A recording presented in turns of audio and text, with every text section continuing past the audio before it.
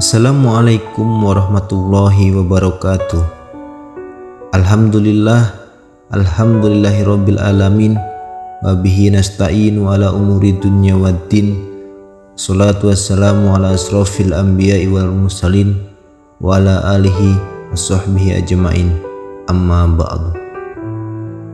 Sahabat-sahabatku sekalian yang insya Allah dirahmati oleh Allah Subhanahu wa ta'ala, kembali lagi di channel ini untuk membahas semua pengetahuan tentang Islam agar dapat menambah ketakwaan kita kepada Allah Subhanahu wa ta'ala.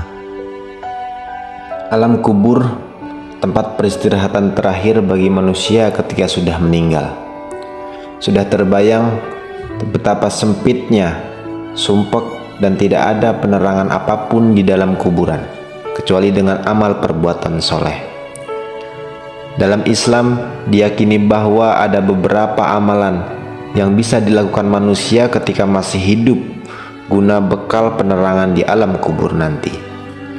Yang dimaksud menjadi penerangan di alam kubur yaitu si mayit ketika sudah berada di dalam kubur akan mendapatkan balasan-balasan baik atas amal baik yang pernah dilakukannya di dunia, dan baginya akan terhindar dari siksa kubur. Karena esensinya setiap amal yang dilakukan manusia selama hidupnya, walaupun sebesar biji zarah, entah itu amal baik ataupun buruk, pasti akan kembali kepada yang mengerjakannya. Lantas, apa sajakah amalan-amalan tersebut? Berikut 13 amalan yang akan menerangi di alam kubur. Yang pertama, mengerjakan sholat 5 waktu. Sholat 5 waktu dimulai dari subuh, zuhur, asar, maghrib, dan isya. Adalah kewajiban yang harus dikerjakan oleh umat Rasulullah SAW atas perintah Allah Subhanahu wa ta'ala. Selain itu, dengan sholat kita bisa terhindar dari perbuatan keji dan mungkar. Sholat juga menjadi amalan yang pertama ditanya di akhirat kelak. Yang kedua, berbanyak sedekah. Sedekah merupakan amalan yang terus mengalir walaupun orang tersebut sudah meninggal. Sedekah akan mengalir dalam bentuk balasan yang baik dari Allah Subhanahu wa ta'ala di alam kubur nanti. Yang ketiga, doa anak yang soleh.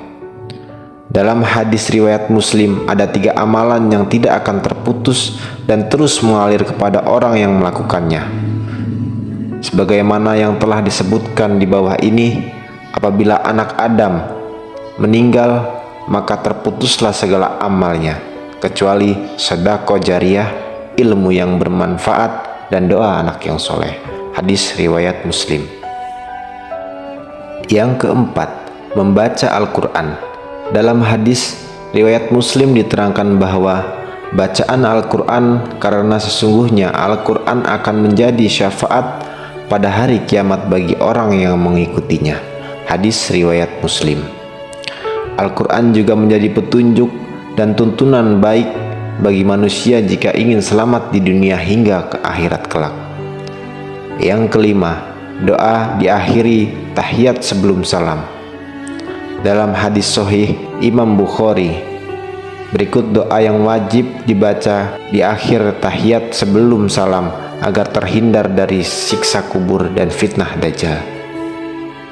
Allahumma inni a'udzubika minal adabil qabri wa min adabin nar wa min fitnati mahya wa mamati wa min fitnati masihid dajjal. Artinya, ya Allah, sesungguhnya aku berlindung kepadamu dari azab kubur dan azab api neraka, dan dari fitnah kehidupan dan setelah kematian, dan fitrah al-masih ad-dajjal. Hadis riwayat Imam Bukhari. Yang keenam, rajin membaca surat Al-Mulk.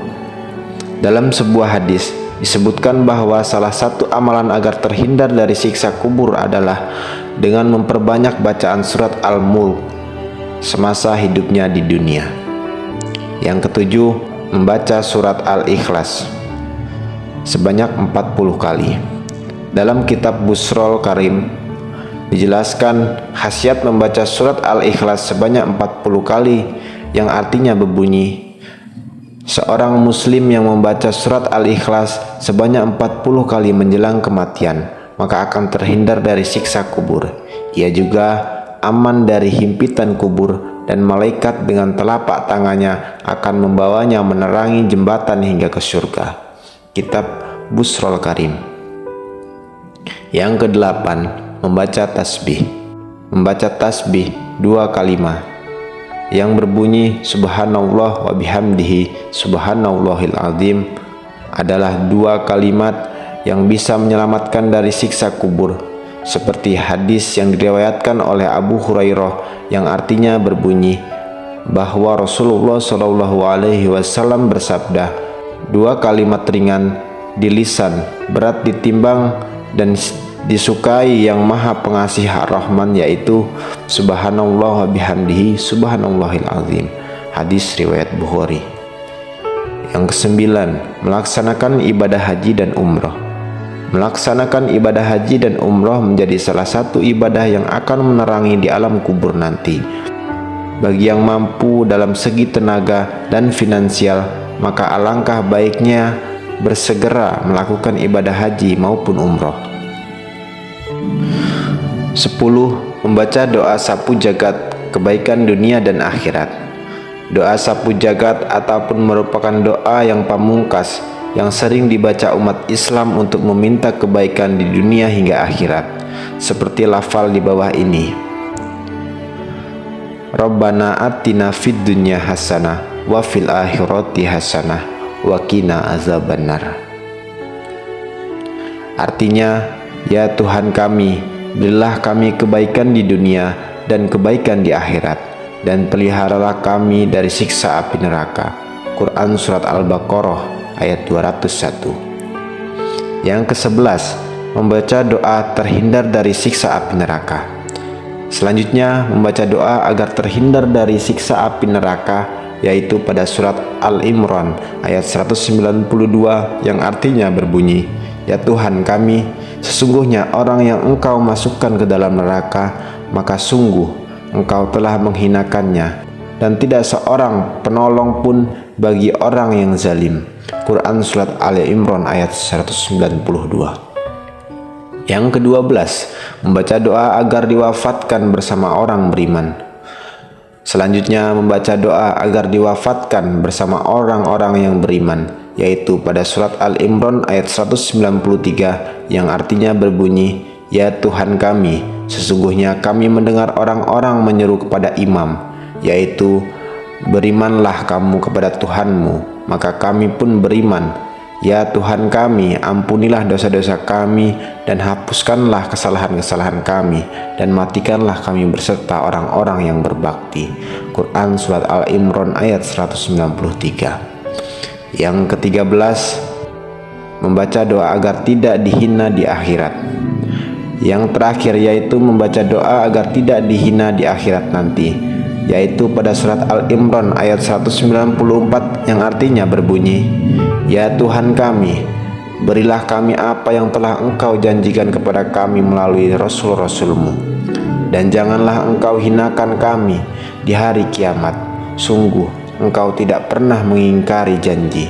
Quran Surat Al-Imran ayat 94, ayat 194. Baiklah saudaraku sekalian, itu tadi sedikit pencerahan bagi kita semua supaya dapat kita praktekkan di kegiatan kita sehari-hari. Semoga Allah senantiasa selalu membimbing dan mengarahkan kita ke jalan yang Ia ridhoi. Saya akhiri, wallahul muwaffiq ila aqwamit thoriq. Assalamualaikum warahmatullahi wabarakatuh.